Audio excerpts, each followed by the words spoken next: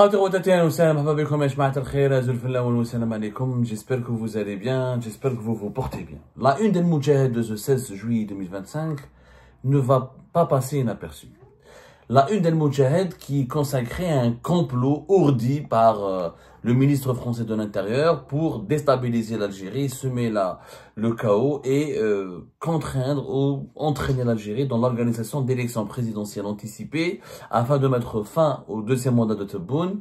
C'est ce que nous dit le Moudjahid. Nous l'avons analysé dans une première émission que vous pouvez la revoir. Elle est déjà disponible sur notre chaîne YouTube. Nous allons la diffuser sur nos différents supports sur les réseaux sociaux pour que vous puissiez la voir.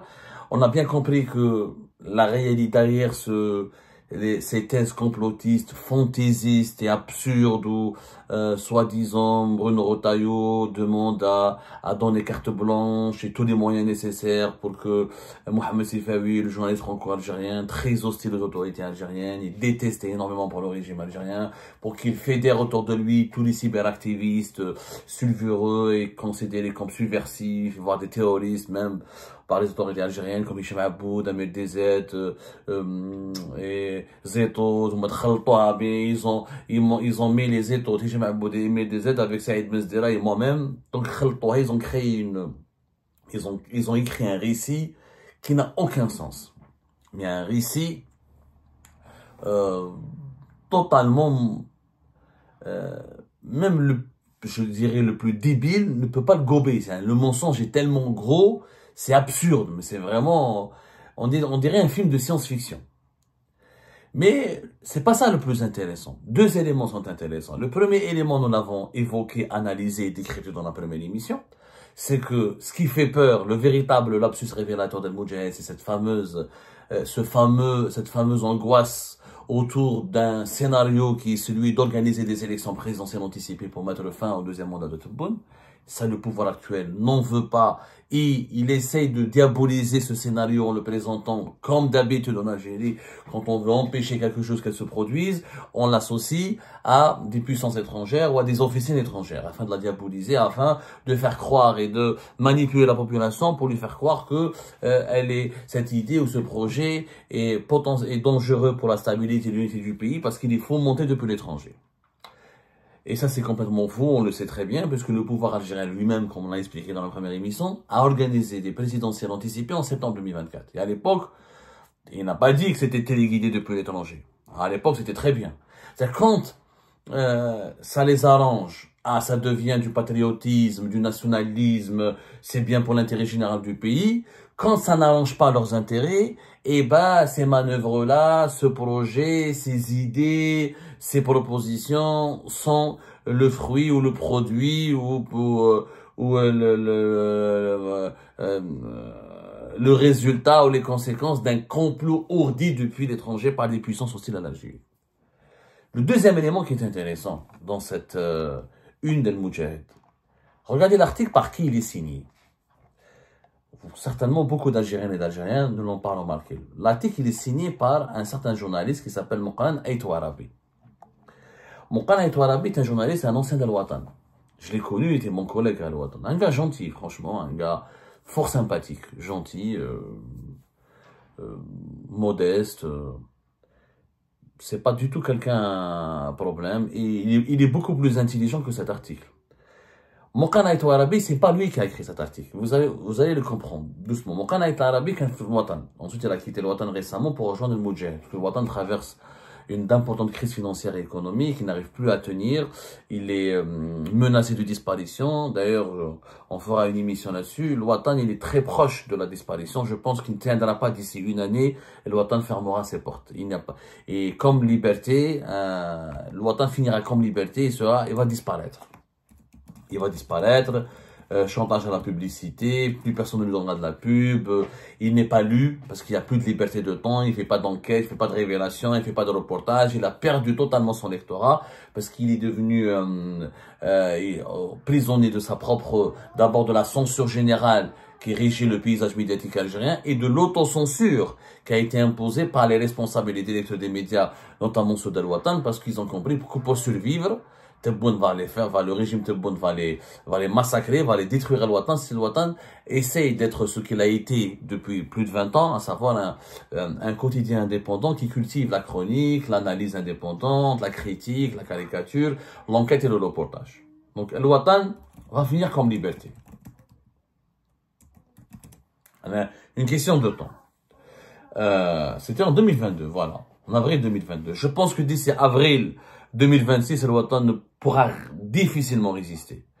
Et ses responsables le disent clairement, il y a de moins en moins de publicité, l'entreprise traverse des problèmes économiques, ils ont des problèmes avec le fisc, ils ont des problèmes pour rentabiliser leur entreprise. Elle est dans une situation financière très compliquée. Moukhan Ait Touarabi, il est connu par quoi? Il est connu d'être dans le... Mais à la fois, je vous appelle les Algériens, Moukhan Ait Touarabi, il a un lien de parenté avec le général Hassan. C'est un parent proche, à la fois proche et lointain. Si vous voulez, c'est un cousin au général Hassan. Le général Hassan, qui est de son vrai nom, Abdelkader Ait Touarabi. C'est la même famille. Moukhan Ait Touarabi est un cousin éloigné, parce qu'en Kabylie, vous savez, c'est des grandes familles. Les Ait Touarabi, il y en a beaucoup, mais Moukhan Ait Touarabi est un cousin. Il n'a pas de lien direct. Il n'a jamais entretenu, d'après ma connaissance, d'après ce que je sais de Moukhan Ait Touarabi, il n'a jamais entretenu des liens directs, avérés ou approfondis avec Abdelkader Ait Touarabi. Mais il a un lien de parenté avec lui. Moukhan Ait Touarabi, pourquoi c'est lui qui a signé cet article? D'abord, c'est pas lui qui l'a écrit. On lui a donné l'article écrit. Cet article, il vient directement de la cellule de communication de la présidence de la République.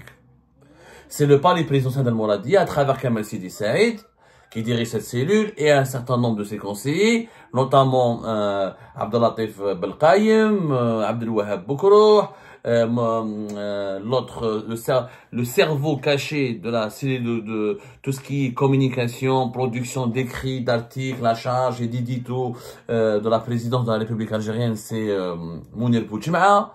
Ce sont ce groupe-là qui écrivent les articles et qui les communiquent aux rédactions, soit à l'APS, aux radios, à l'ENTV, ou à des journaux comme le Moudjahed, etc. Et ces rédactions, ces médias doivent ensuite les diffuser. Moukhan Ait Touarabi, il a reçu l'article. On lui a demandé de le corriger, de l'améliorer, de lui apporter une petite touche personnelle et de le publier en mettant son nom. Bien sûr, sur le plan de la déontologie de l'éthique, c'est grave. C'est pas son article. Il n'aurait pas dû le signer. Mais comme on est en Algérie avec plus de 14 journalistes qui ont déjà fait de la prison entre 2020 et 2025, des journaux entiers ont disparu, la répression elle est terrible, l'intimidation elle est terrible, Moukhan Ait Touarabi n'a pas pu dire non. C'est pas Moukhan Ait Touarabi, je peux pas en vouloir à Ait Touarabi, Miskin Moukhan, il a un père de famille, un salarié, il voulait juste justifier son salaire, donc il pouvait pas dire non à la direction c'est la direction d'El Moudjahed qui lui a demandé de le signer. Et c'est une instruction qui vient d'en haut. Son nom a été choisi par le palais présidentiel d'El Mouradia. Vous allez savoir pourquoi. Donc Moukhan Ait Touarabi ne fait que améliorer l'article, corriger les erreurs, rajouter quelques éléments contextuels et le reproposer à la direction de la rédaction qui va le valider pour le publier. Pourquoi Moukhan Ait Touarabi? Comme il est le cousin du général Hassan, même si c'est un cousin éloigné, ils ont voulu faire croire la manipulation. Regardez la manipulation, comment elle est dangereuse. La cellule de la communication de la présidence algérienne a voulu faire croire aux personnes qui sont attaquées, à savoir moi, Abdou Samar, Saïd Ben Zdira, Mohamed Sifawi, Hicham Aboud, Amir DZ, des États, donc toute la clique des cyberactivistes qu'on nous classe comme subversifs. Même moi, si je me sens pas vraiment lié à ce groupe, il n'y a pas de groupe, on s'entend pas du tout. MDZ, moi j'ai des contacts avec lui, je suis le seul qui est cordial. Moi, j'attaque personne parce que je suis journaliste. Ni j'insulte, ni j'attaque, ni je profère des insanités, alors que les autres se battent toujours entre eux. Vous voyez ce que Saïd Ben Zdira a dit sur Hicham Aboud et MDZ, ce qu'il dit sur Zeto, ce que Zeto dit sur MDZ qui sont disputés entre eux. Mais comme ce sont les seules voix, qu'on le veuille ou non, avec leurs défauts, avec leur caractère, avec leur comment dirais-je, avec quelquefois leur excès, ça reste les seules voies libres du paysage médiatique algérien. Étant donné qu'il n'y a plus de journalistes indépendants et libres en Algérie, il n'y a plus de médias libres et indépendants en Algérie, le paysage médiatique est totalement phagocyté, donc il reste que ces cyberactivistes qui sont à l'étranger, dont Algérie part et moi-même font malheureusement partie. Moi j'aurais aimé être en Algérie, continuer à exercer mon métier comme je le faisais avant 2019, mais c'est plus possible. Ils ont utilisé Moqan Ait Warabi pour nous faire croire à nous que c'est le général Hassan qui est à l'origine de cet article.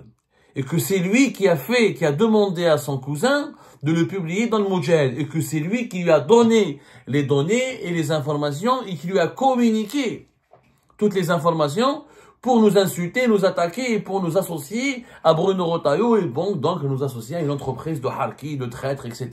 et faire de nous les plus grands traîtres qui menacent l'Algérie. En réalité, il n'y a aucun lien entre le général Hassan et cet article. Général Hassan Khateh, c'est la cellule de communication de la présidence de la République avec la direction de la rédaction de Moudjahid, dont le directeur de Moudjahid lui-même est l'un des éléments les plus fidèles, les plus engagés, on va dire les plus grands zélateurs du clan Tebboune.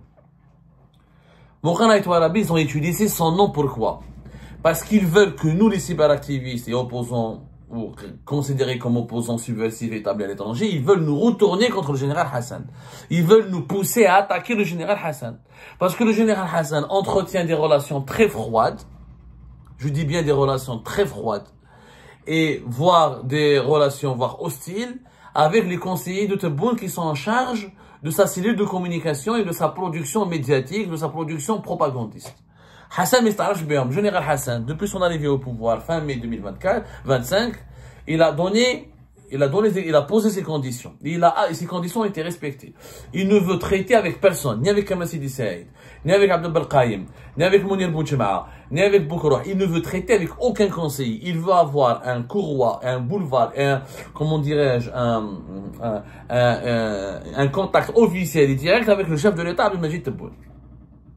À l'époque de Nasser al-Djinn, malheureusement, les Belkaïm, les Sidi Saïd, les Mounir Boudjema'a, ils contactaient régulièrement la DGSI, son patron Nasser al-Djinn.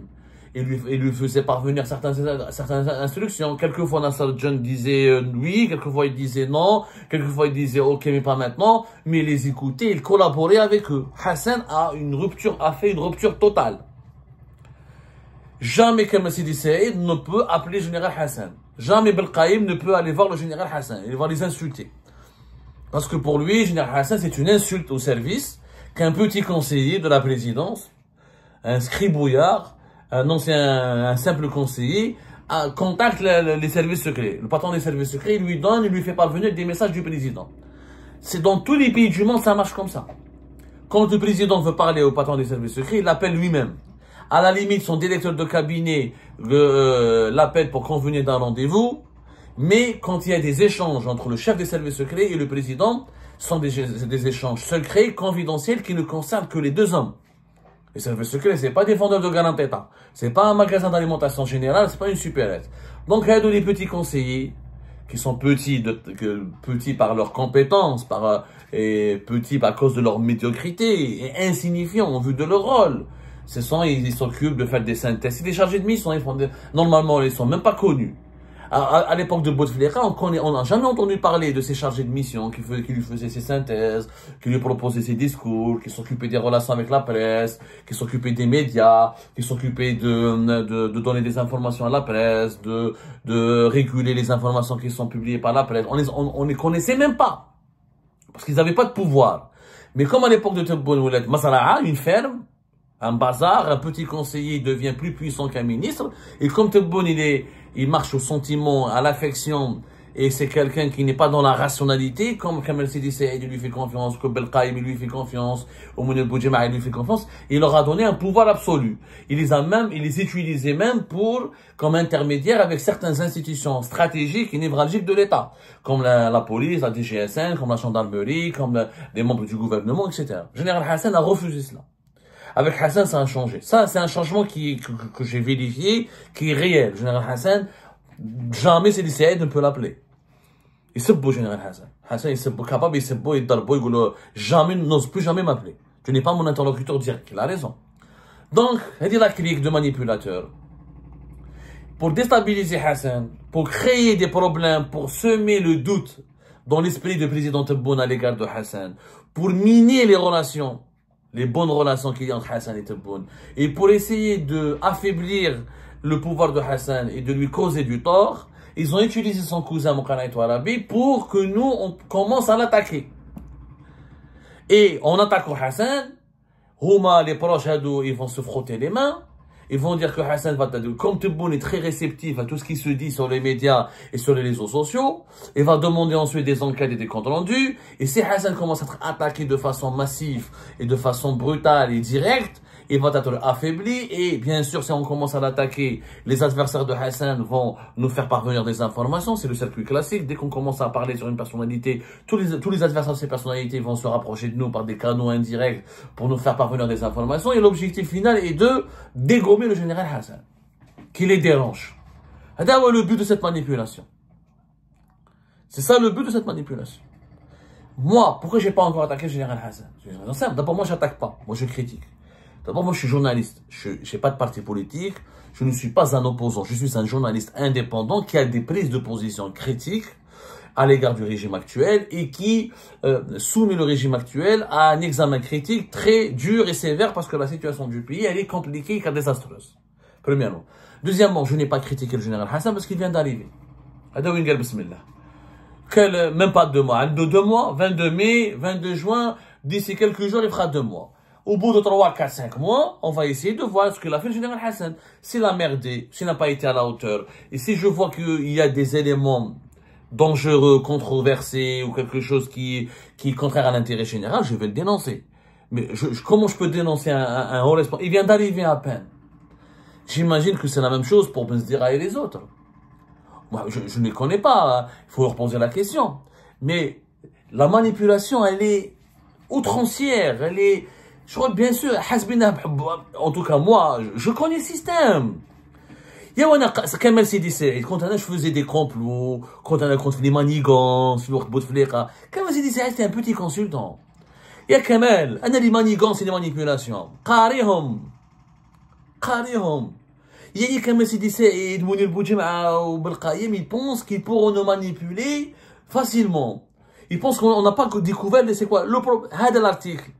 C'est même pas une insulte contre la France. L'objectif principal, ils ont 2 objectifs. 1, commencer à faire peur et terrifier, diaboliser les partisans, les potentiels partisans qui vont émerger prochainement, qui vont dire que franchement, la situation du pays va mal, Tebboune ne peut pas partir, ne peut pas continuer son 2e mandat. À un moment donné, il faut qu'il parte avant 2029. Il faut penser à des élections présidentielles anticipées. Et l'objectif numéro 2, c'est de stabiliser le général Hassan. Pour pousser la horde des cyberactivistes à attaquer, à se concentrer sur le général Hassan pour oublier Tebboune et son entourage. Le général Hassan n'est pas responsable de la situation économique du pays. Il vient d'arriver. Il n'est pas responsable des pires décisions et des mauvaises décisions économiques qui suscitent l'appauvrissement, qui aggravent le chômage, et qui ont épuisé nos réserves de change et qui ont pénalisé la croissance économique dans notre pays.